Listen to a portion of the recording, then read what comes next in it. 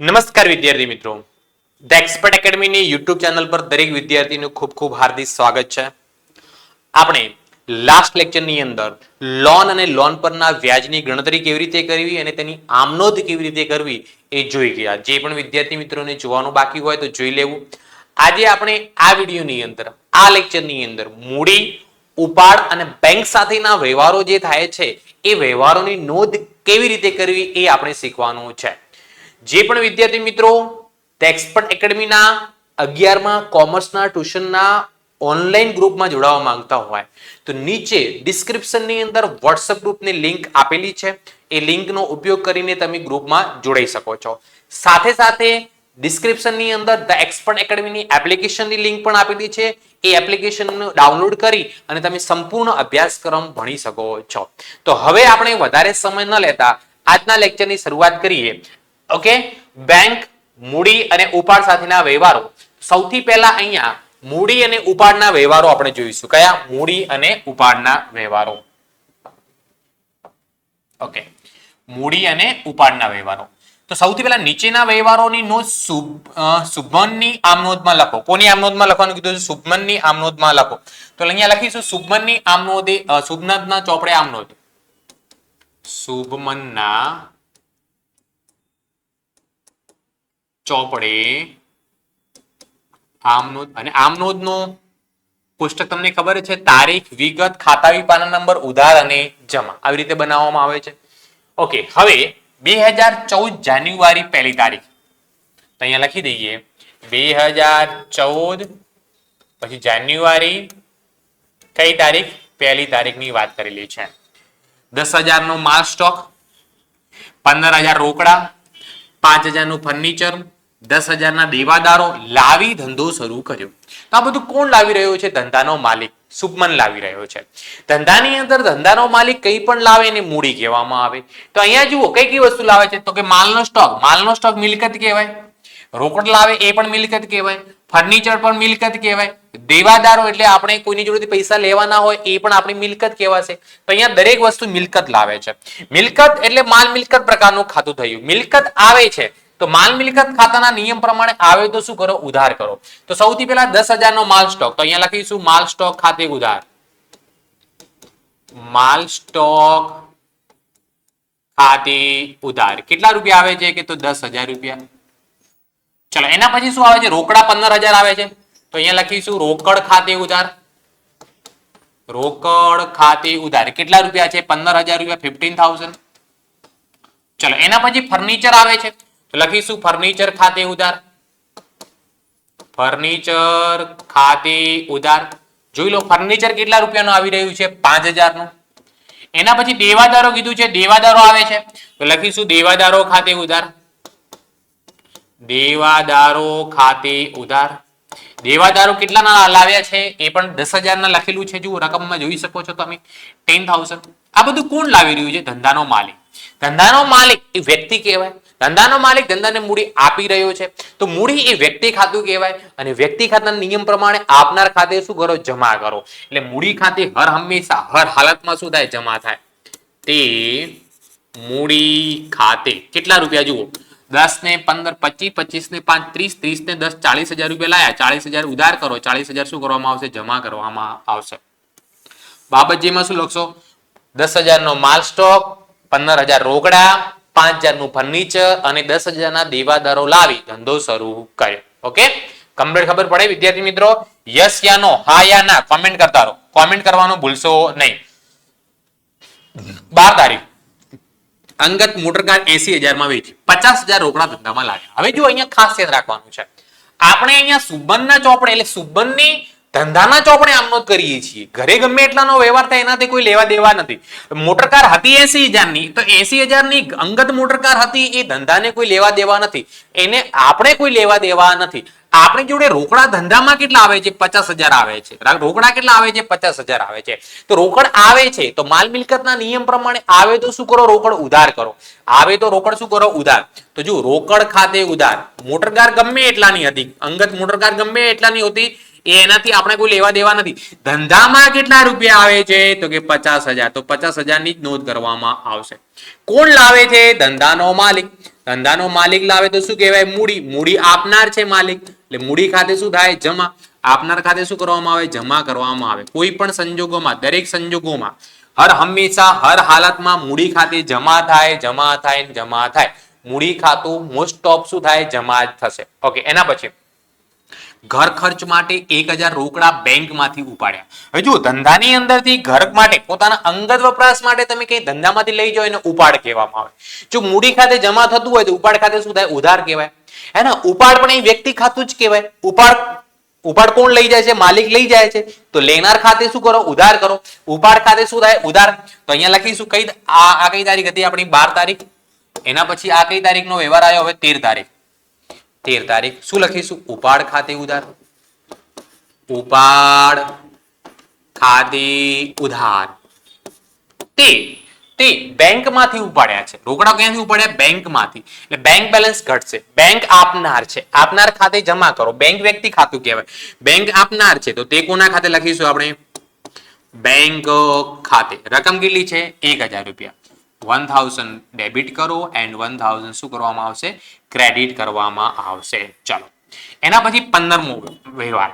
15માં શું કીધું છે? જુઓ, એકાંકી પેઢીના માલિકનું. હવે જો એકાંકી પેઢી એટલે શું કહેવામાં આવે તમને સમજાઈ લઉં કે જે ધંધાનો માલિક એક જ વ્યક્તિ હોય, જે ધંધાનો માલિક એક જ વ્યક્તિ હોય એવી પેઢીને આપણે એકાંકી પેઢી કહીએ છીએ. અને જે ધંધાના માલિક 2 કરતા વધારે હોય એને ભાગીદારી પેઢી કહેવામાં આવે છે. એ આપણે 12મા ધોરણમાં ભણવાનું છે. તો 11મા ધોરણમાં આપણે એકાંકી પેઢીના જ હિસાબો જોવાના છે. એકાંકી પેઢી એટલે કે જે ધંધાનો માલિક એક જ હોય, એક જ વ્યક્તિ દ્વારા આખી પેઢી ચાલતી હોય તો એવી પેઢીને કઈ પેઢી કહેવામાં આવે? એકાંકી પેઢી કહેવામાં આવે. ઇંગ્લિશમાં એને સોલ પ્રોપ્રાઇટર કહેવામાં આવે. એકાંકી પેઢીના માલિકનું આવકવેરા રિફંડ. હવે જુઓ, આવકવેરા કોનું છે? માલિકનું છે. આવકવેરો કોનો છે? ઇન્કમ ટેક્સ માલિકનો છે. એ માલિકનો ખર્ચ કહેવાય. એને ધંધાથી કોઈ લેવા દેવા નથી. એનો રિફંડ જે આવ્યું એ ધંધાના બેંક ખાતામાં આવ્યું. ક્યાં આવ્યું? ધંધાના બેંક ખાતામાં. તો એ આવકવેરા રિફંડ એની પર્સનલ ઇન્કમ છે. એની પર્સનલ ઇન્કમ છે, ધંધાની ઇન્કમ નથી. એની અંગત ઇન્કમ છે. એની અંગત ઇન્કમ ધંધામાં આવી. એના પૈસા ધંધામાં આવ્યા. માલિકના અંગત પૈસા ધંધામાં આવ્યા. માલિકનું કંઈ પણ ધંધાની અંદર આવે એને મૂડી કહેવામાં આવે. ક્યાં આયા? બેંક, ધંધાના બેંક ખાતામાં. તો શું લખીશું? બેંક ખાતે ઉધાર. બેંક ખાતે ઉધાર. બેંક ખાતે ઉધાર. તે મૂડી ખાતે. તે મૂડી ખાતે. કેટલા રૂપિયા રિફંડ આવ્યો તો? કે 500 રૂપિયા. એ ધંધાના બેંક ખાતામાં આવ્યું. પોતાની અંગત ઇન્કમ છે. આવકવેરો એ ધંધાનો ખર્ચ નથી. આવકવેરો એ ધંધાનો ખર્ચ નથી. ધંધાના માલિકનો અંગત ખર્ચ કહેવાય. તો એવી રીતે આવકવેરા રિફંડ જે છે ને એ ધંધાની આવક નથી, એ ધંધાના માલિકની અંગત આવક છે. અને અંગત આવક જો ધંધાની અંદર આવે તો એને પછી મૂડી કહેવામાં આવે. શું કહેવામાં આવે? મૂડી કહેવામાં આવે. ચલો, 15 તારીખ સુધી થઈ ગયા. નેક્સ્ટ આપણે 16 તારીખમાં જઈએ. નેક્સ્ટ 20 તારીખ છે. ધંધામાંથી અંગત વપરાશ માટે 1000 નો માલ તથા 400 રૂપિયા રોકડા લઈ ગયા. ક્યાં લઈ ગયા? અંગત વપરાશ માટે. કોણ લઈ ગયો હશે? ધંધાનો માલિક લઈ ગયો હશે. ધંધાનો માલિક જો અંગત વપરાશ માટે કંઈ પણ લઈ જાય તો એને ઉપાડ કહેવામાં આવે. શું કહેવામાં આવે? ઉપાડ. અને ઉપાડ હંમેશા ઉધાર જ થાય. ઉપાડ ખાતે હંમેશા હર હાલતમાં, હર સંજોગોમાં શું થાય? ઉધાર જ થાય. તો અહીંયા 20 તારીખ લખીશું આપણે. ઉપાડ ખાતે ઉધાર. ઉપાડ ખાતે ઉધાર. કેટલા રૂપિયાનો ઉપાડ કર્યું? એને 500 રૂપિયાનો. કેટલા રૂપિયાનો ઉપાડ કર્યું? એને 500 રૂપિયાનો. પણ અહીંયા ખાસ ધ્યાન રાખવાનું, 500 રૂપિયા સોરી 1000 નો માલ અને 400 રૂપિયા રોકડા છે એટલે 1400 રૂપિયાનો ઉપાડ કર્યો. કેટલા રૂપિયાનો? 1400 રૂપિયા. 1400 રૂપિયામાંથી 1000 નો એ માલ લઈ ગયો છે. એટલે ધંધામાંથી માલ જાય છે, વેચાણથી નથી થતું. વેચાણથી જતું નથી, ખરીદ પરતથી પણ જતું નથી. આ માલ જાય છે અને અન્ય રીતે માલની જાવક કહેવાય. અંગત વપરાશ માટે ગયેલ માલ કહેવાય. અને જ્યારે અન્ય રીતે માલની જાવક હોય ને તો ખરીદ ખાતે જમા થાય. ત્યારે શું થાય? ખરીદ ખાતે જમા થાય. તો તે લખીશું આપણે ખરીદ ખાતે. તે કોના ખાતે લખવામાં આવશે? ખરીદ ખાતે. માલ કેટલાનું ગયું? 1000 નું. તો ખરીદ ખાતે જમા કેટલા કરવાના? 1000. તો બાકીના 400 નું શું કરવાનું? 400 રૂપિયા રોકડા લઈ ગયા. 400 રૂપિયા રોકડ જાય છે. જાય છે રોકડ માલ મિલકત ખાતું કહેવાય. જાય તો શું કરો? જમા કરો. જાય તો શું કરો? જમા. તો તે રોકડ ખાતે કેટલા રૂપિયા લખવામાં આવશે? 400 રૂપિયા. 400 રૂપીસ. કેટલા રૂપિયા લખવામાં આવશે બેટા? 400 રૂપિયા લખવામાં આવશે. કમ્પ્લીટ મારા વાલા વિદ્યાર્થી તમને કમ્પ્લીટ ખબર પડે છે? યસ યા ના, હા યા ના કોમેન્ટ કરો. અને જો વધારે પડતો ડાઉટ હોય તો મોબાઈલ નંબર તમને આપી દઉં. મોબાઈલ નંબર 9737448382 આ નંબર પર વોટ્સઅપ પર મેસેજ કરી અને તમે તમારા ડાઉટનું સોલ્યુશન મેળવી શકો છો. સાથે સાથે નીચે ડિસ્ક્રિપ્શનની અંદર વોટ્સઅપ ગ્રુપની લિંક પણ આપેલી છે. તો એ લિંકનો ઉપયોગ કરીને તમે 11મા ધોરણના ગ્રુપમાં પણ જોડાઈ શકો છો. ઓકે, ચાલો આગળ. પુત્રીની પ્રવાસ ફી. પુત્રીની પ્રવાસ ફી એ ધંધાનો ખર્ચ નથી, અંગત ખર્ચ કહેવાય. તો પુત્રીની પ્રવાસ ફીના 1500 રૂપિયા ધંધામાંથી ચૂકવ્યા, હે ને? તો એ ઉપાડ કહેવાય. શું કહેવાય? ઉપાડ. તો 21 તારીખે લખીશું આપણે ઉપાડ ખાતે ઉધાર. ઉપાડ ખાતે ઉધાર કેટલા રૂપિયા? તો કે 1500 રૂપિયા, 1500. તે 1500 રૂપિયા ધંધામાંથી ચૂકવ્યા. ધંધામાંથી શું ગયું હશે? રોકડ. રોકડ જાય છે. રોકડ જાય તો શું થાય? હંમેશા જમા થાય. રોકડ આવે તો ઉધાર, રોકડ ખાતે. અને રોકડ જો જતી હોય તો રોકડ ખાતે શું કરવામાં આવે? જમા કરવામાં આવે. શું કરવામાં આવે? જમા કરવામાં આવે. કમ્પ્લીટ ખબર પડે છે વિદ્યાર્થી મિત્રો? યસ યા નો? ગંગા ફર્નિચર માર્ટમાંથી 2000 નું ફર્નિચર ઘર માટે ખરીદ્યું. અહીંયા ખાસ ધ્યાન રાખવાનું. ગંગા ફર્નિચર માર્ટમાંથી આપણે 2000 નું ફર્નિચર ખરીદ્યું, પણ ઘર માટે ખરીદ્યું છે. પોતાના અંગત વપરાશ માટે ખરીદ્યું છે. અંગત વપરાશ માટે ખરીદ્યું એટલે ઉપાડ કહેવામાં આવે. એને શું કહેવામાં આવે? ઉપાડ કહેવામાં આવે. તો એવા સંજોગોમાં કઈ તારીખ આપેલી છે આપણને? 28 તારીખ. તો 28 તારીખ અંગત ઉપયોગ માટે આપણે ફર્નિચર ખરીદ્યું તો ઉપાડ ખાતે ઉધાર થશે. ઉપાડ ખાતે ઉધાર કેટલા રૂપિયા? 2000 રૂપિયા. હવે જ્યાં જુઓ, જ્યાંથી ખરીદ્યું ત્યાં પેમેન્ટ કર્યું આપણે? ના, રોકડ શબ્દનો ઉપયોગ થયો નથી. એનો મતલબ આને રોકડ વ્યવહાર કહી શકાય નહીં. ક્યાંથી ખરીદ્યો છે? ગંગા ફર્નિચર, નામ આપેલો છે. ગંગા ફર્નિચર આપનાર છે અને વ્યક્તિ ખાતું કહેવાય. અને વ્યક્તિ ખાતાના નિયમ પ્રમાણે આપનાર ખાતે બેટા શું થાય? જમા થાય. તો લખીશું તે ગંગા ફર્નિચર માર્ટ ખાતે. તે ગંગા ફર્નિચર માર્ટ ખાતે કેટલા રૂપિયા લખવામાં આવશે? 2000 રૂપિયા, 2000 રૂપીસ. ચલો એના પછી 31 નું જિંદગીનું વીમા પ્રીમિયમ 500 રૂપિયા ચેક થી ભર્યું. જિંદગીનું વીમા પ્રીમિયમ છે, અંગત વીમા પ્રીમિયમ થયો, પોતાનો અંગત ખર્ચ થયો, ધંધાનો ખર્ચ નથી. જો ધંધાનો ખર્ચ ના હોય અને જો ધંધામાંથી ચૂકવો તો એને ઉપાડ કહેવામાં આવે. શું કહેવામાં આવે? ઉપાડ. તો શું લખીશું અહીંયા? ઉપાડ ખાતે ઉધાર. અને ક્યાંથી ચૂકવ્યું? ચેક થી ચૂકવ્યું એટલે બેંકમાંથી પૈસા જશે, જાય તો જમા, તે બેંક ખાતે. કેટલા રૂપિયા આપણે જીવન વીમા અંગત જીવન વીમા ભર્યું? તો કે 500 રૂપિયા. ઉપાડ ખાતે ઉધાર 500 અને તે બેંક ખાતે કેટલા લાખ જમા કરવાના? 500. જેટલી રકમ ઉધાર થાય એટલી રકમ જમા થાય. જેટલી રકમ ઉધાર થાય એટલી જ રકમ જમા થાય. એને દ્વિનોધી નામા પદ્ધતિ કહેવાય. દ્વિનોધી. દ્વિનોધી એટલે બે નોંધ નહીં. દ્વિનોધી એટલે જેટલું ઉધાર એટલું જમા. એને દ્વિનોધી કહેવાય. ઓકે, ચલો કમ્પ્લીટ ખબર પડી વિદ્યાર્થી મિત્રો? યસ યા નો? હા યા ના? ઓકે, કોમેન્ટ કરતા રહો. કોમેન્ટ કરવાનું ભૂલવાનું નથી. ચલો હવે આ તો આપણા હતા મૂડી અને ઉપાડના વ્યવહારો. હવે આ જ વિડીયોની અંદર આપણે જોવાના છે બેંક સાથેના વ્યવહારો. જે બેંક સાથેના વ્યવહારો થતા હોય એની આમનોંધ આપણે કેવી રીતે કરવી તે.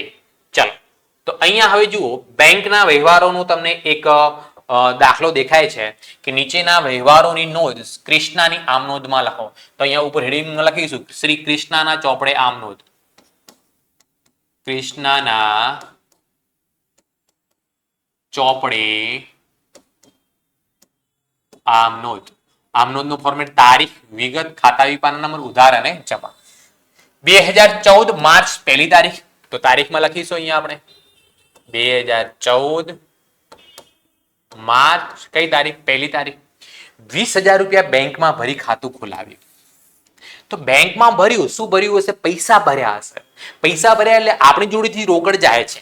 આપણી જોડેથી રોકડ જાય તો રોકડ એ માલ મિલકત ખાતાનો પ્રકાર કહેવાય. અને માલ મિલકત ખાતાના નિયમ પ્રમાણે જાય તો શું કરો? જમા કરો. તો રોકડ ખાતે જમા થશે. પણ આ રોકડ જાય છે ક્યાં? બેંકમાં જાય છે. તો બેંક વ્યક્તિ ખાતું કહેવાય. બેંક લેનાર છે તો લેનાર ખાતે શું થશે? ઉધાર થશે. આ બેંક ક્યાં જાય છે? પૈસા ક્યાં જાય છે? બેંકમાં.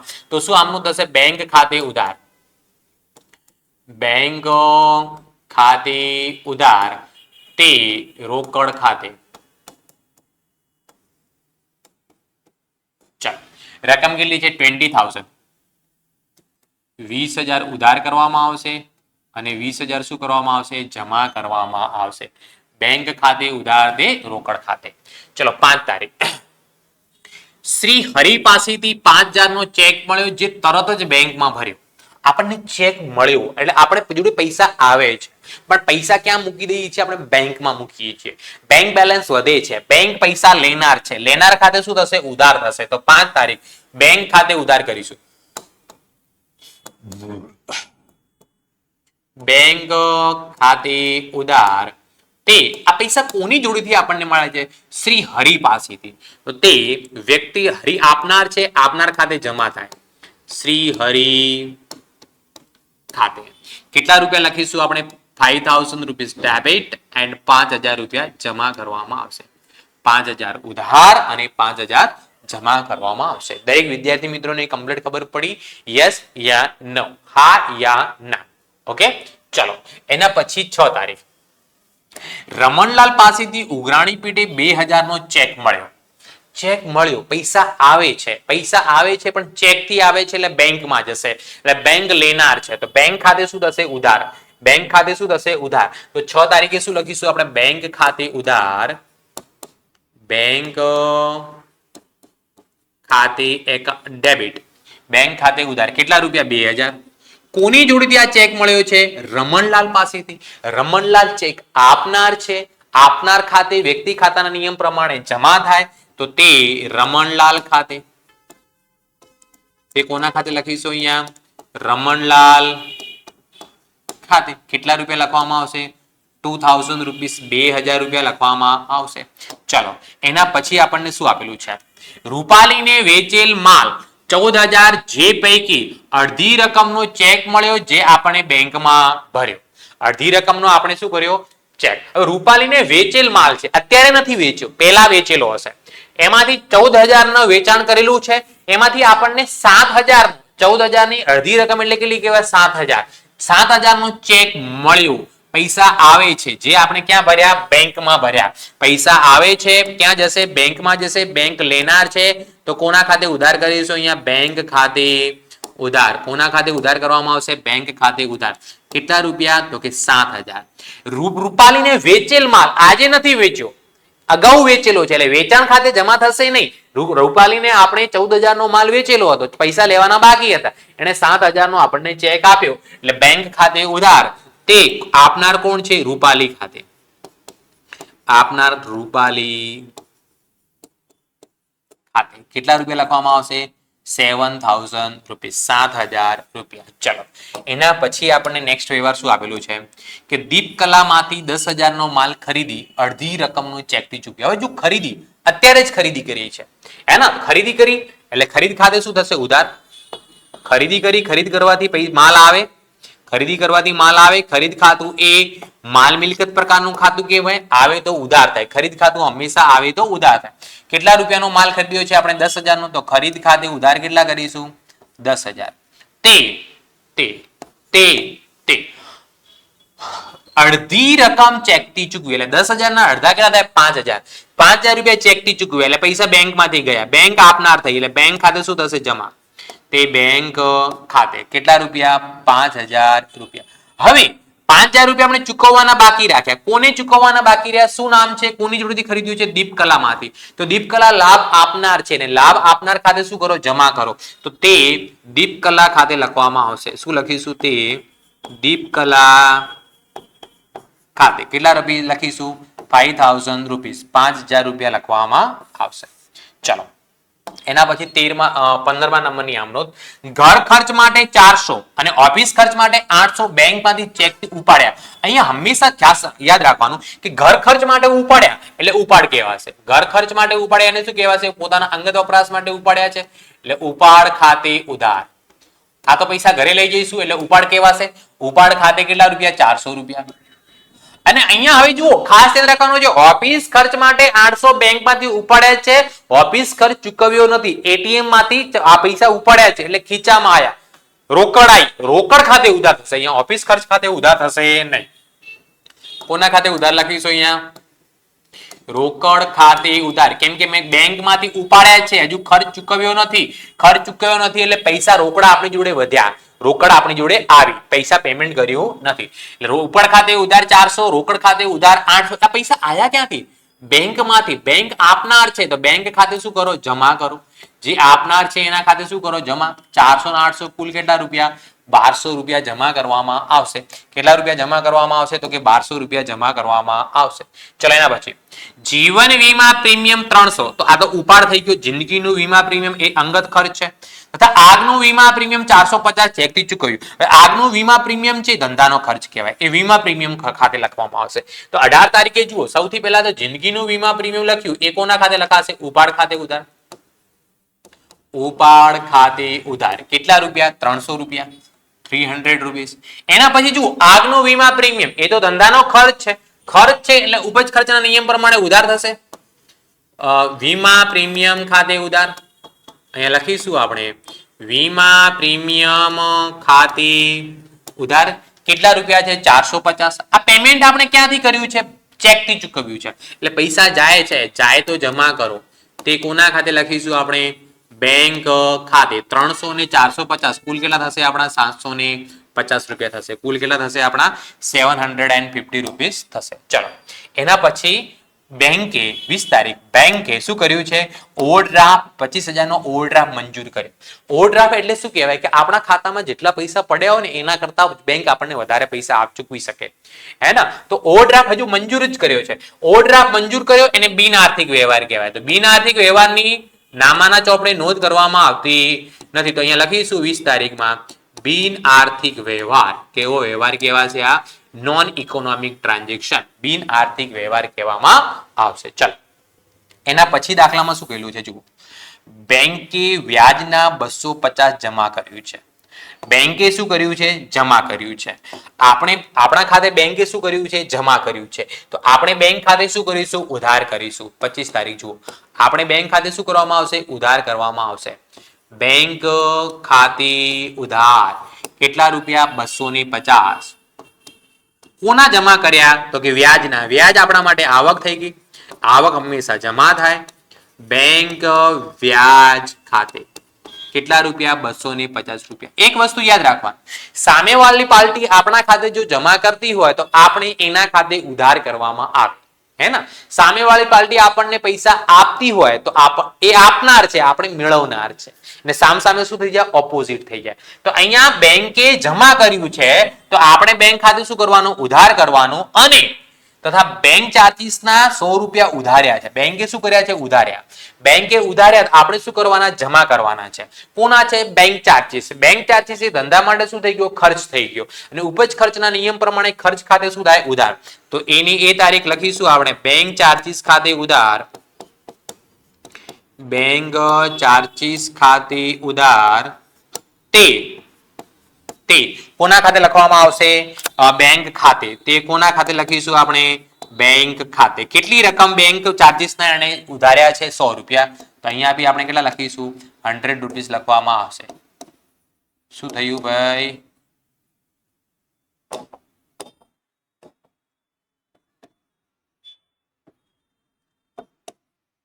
₹100.